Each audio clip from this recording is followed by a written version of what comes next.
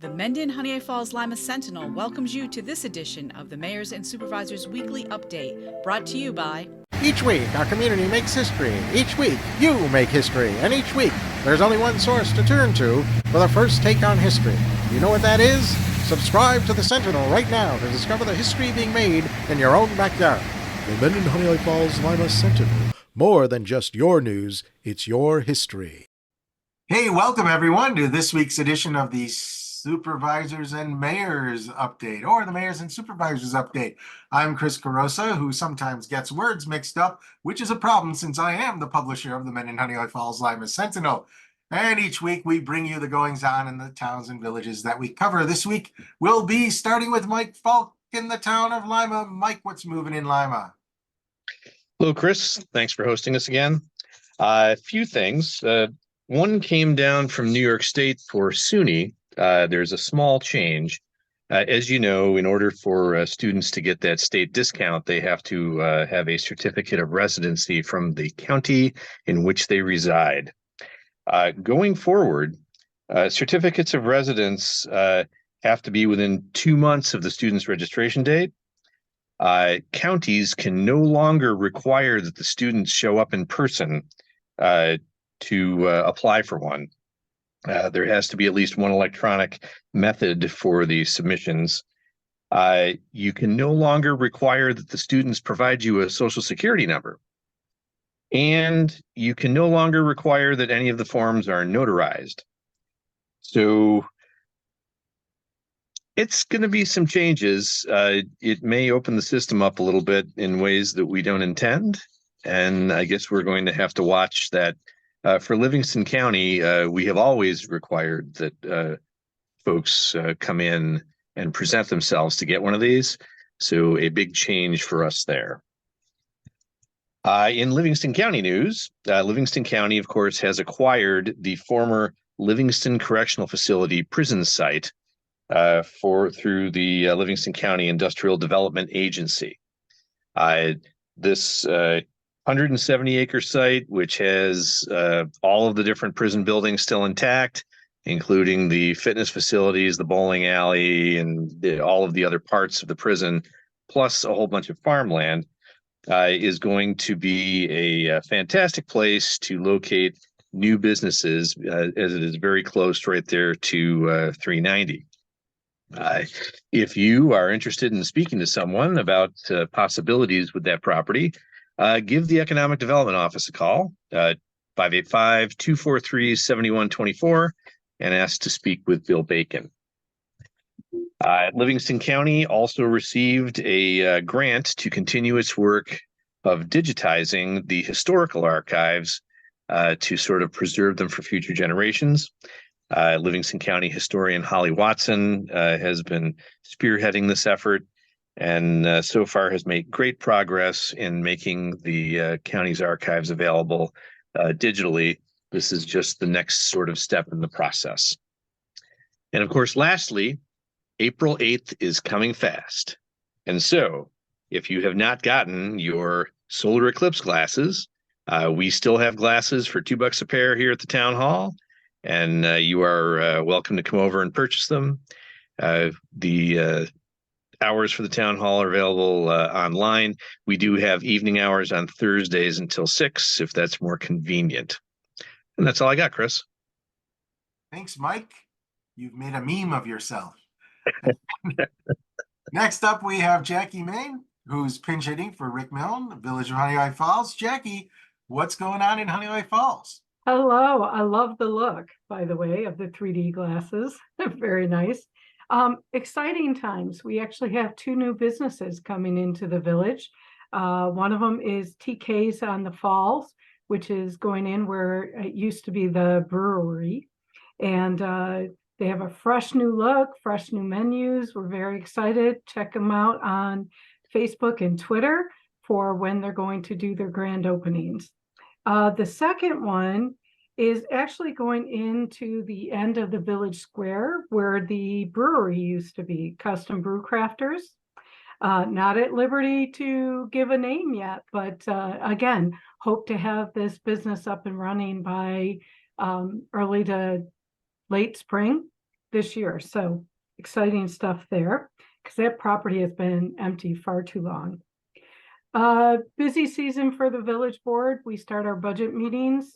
They will run 4 consecutive Saturdays, starting March 2nd from 8 until 10. If anybody's interested, they are open to the public to come in and listen.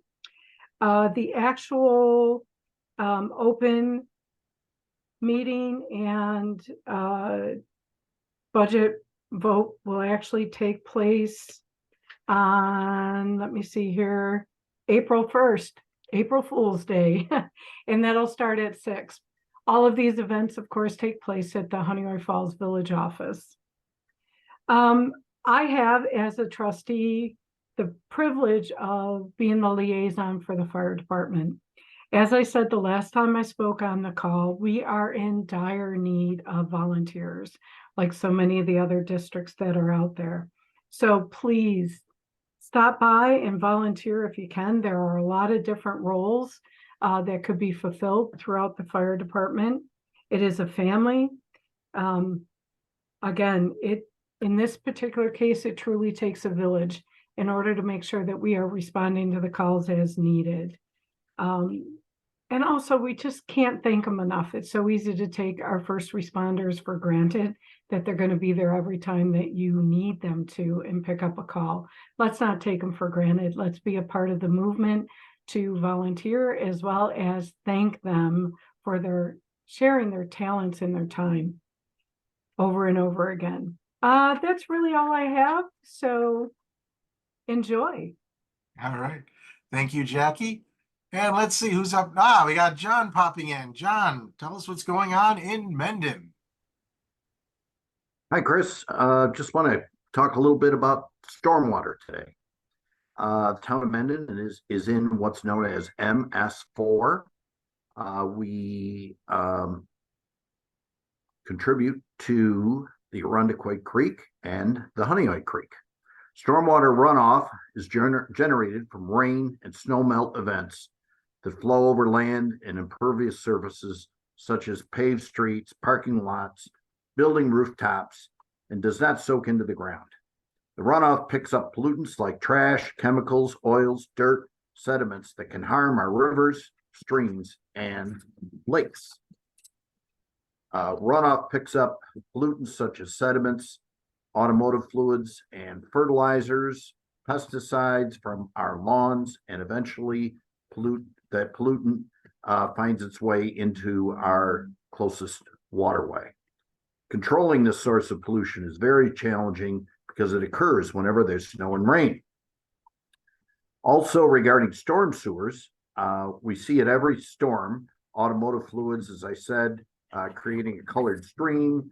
You can identify, go into a storm sewer, it's created by the graded drains.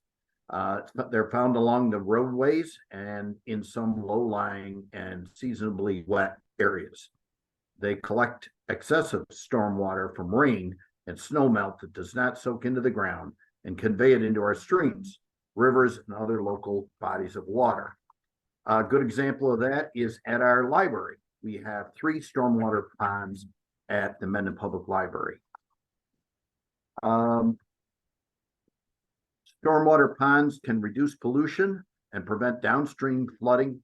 Stormwater ponds can be attractive, and they can become unattractive depending on how they're managed. And of course, that's the ones that are in the town of Mendon. We have easements to most of the properties, and this is something that we're going to be working on over the next couple of years. Rain gardens and rain barrels are popular examples of green infrastructure that can be easily installed by Mendon homeowners. Thanks for your time. All right. Thanks, John. Well, we've got Steve Schultz from the town of Henrietta. Can you hear me? I can hear you, Steve. Great. My camera's not working, but thankfully the microphone is. That's all right. We're going to go radio. Why don't you go ahead and start and tell us what's going on in Henrietta? Sure. So we've had a compost facility open up on a former farm. There have been issues with the site especially because it's in a low-lying area and there's groundwater seeping up through, which is causing increased odor, and that's traveling to neighboring properties. So we are working to relocate that. The town has been working for some time on the development of a compost site at our former fill site. And this area is high and dry, is a lot better situated for compost facility. So we're working with that company to relocate. We had a good meeting. So they were just applying for the special use permit for the existing site. We're going to switch that to being a special use permit for the new site. Interestingly enough, for those unaware, there is agricultural composting, which basically in the area that this was located, you could do agricultural composting without a special use permit. If you wanted to go to commercial composting, you needed a special use permit. The difference being for agricultural composting, either the organic material has to be generated on the farm or the output material compost has to be used on the farm. If both the generated or the input organic material or the generated compost material are from off farm, then it's considered commercial composting. So a lot of people have said, why didn't they need a special use permit? And the answer is because until they deliver that first batch of compost off site, they can do it under the agricultural permission. But anyway, so hopefully we've got that resolved. We're also working with the DEC, who have they have a group that helps in terms of advising on how to also help control any potential odors from the site. One of the things we're doing that will help with that a lot is this is centrally located in town, although not near much in the there's only 1 or 2 houses that are anywhere near this site. But we're going to make it our leaf and brush drop off, because that's one of the things they were missing is they didn't have enough leaves or wood chips to help control the odor. So it'll also make for a better location for that. And the other thing that will happen with it too, what we're negotiating with them is rather than charge them rent, we're working towards them providing free compost service to our residents. So anybody who wants to drop compost off for free will be able to do it. They'll compost it, and then those people can, they can drop off compostable material, and then they would later be able to pick up free compost. We'd also negotiate with them. It's a company called Impact Earth. They go around and collect compost. We would negotiate some number of free services for some of our senior or other residents for whom, taking compost to the site might be difficult. So that's been a large part of my last week. We've also had, we've been working with our law enforcement, the Monroe County Sheriff, code enforcement, fire department to deal with some of these illegally operating, typically vape shops, smoke shops, CBD, that are illegally selling cannabis. Unfortunately, the Office of Cannabis Management, it hasn't been as aggressive as we would have liked in shutting these down. We actually have 2 legally operating cannabis retail dispensaries. We've had 0 issues with the legally operating ones. It's the illegally operating ones that we've had an issue. So hopefully we can figure out how to get these shut down, or at least get them to stop illegally selling cannabis and other products. The one shop was cited for selling psychedelic mushrooms, which are illegal. So we're trying to get that cleaned up. And then we've got a bunch of development coming in. A lot of the industrial projects have been blocked, as I've talked about in the past, the issue with power. We're starting to make some headway on that. So hopefully in the not too distant future, we'll have a happy announcement.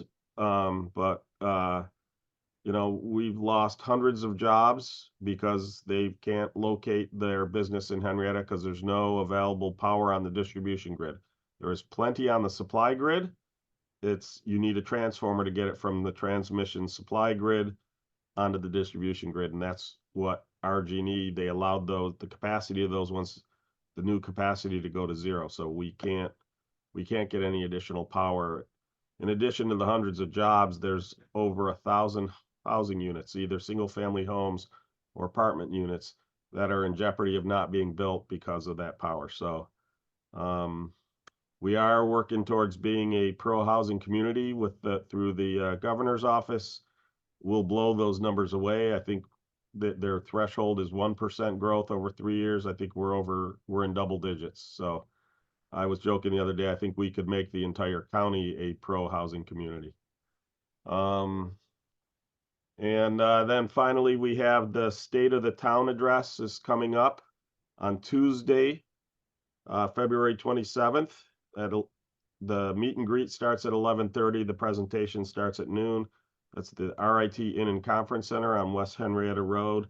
It's just north of the Thruway. And a number of the slides from that presentation will also be in the town newsletter. So the lunch itself is done as a fundraiser for the Henrietta Chamber of Commerce. So that everybody can see it, I republish some of all the key slides into the town newsletter. So that's about it. All right. Thanks, Steve. Anybody else have something to add that you may have forgotten? Seeing none, thank you all for being here, and thank you all for watching. Remember, this program airs every Sunday at 1 o'clock in the afternoon. If you like our Facebook page or subscribe to our YouTube channel, where the broadcast comes from, it will notify you when the broadcast starts. So that's all for this week. We'll see you all next week. Bye-bye for now.